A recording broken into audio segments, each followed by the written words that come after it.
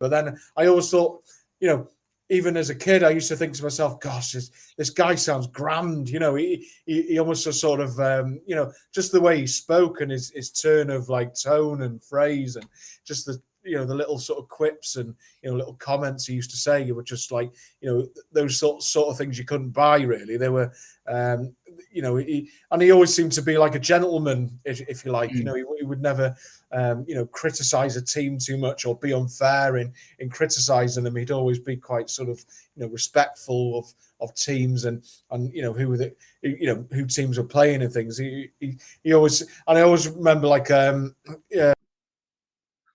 or even watch back sometimes, like the montage of when he did pass away, and you're looking at some of those old clips, and you're like, wow. And when Michael Owen scored that goal against Argentina in France '98, I even though that was his last tournament, that commentary of Owen scoring that goal was, I think that was, genius commentary to follow that, the speed of that sprint and how he sort of, went past, quality players like Ayala and, Roa, I think it was, in goal.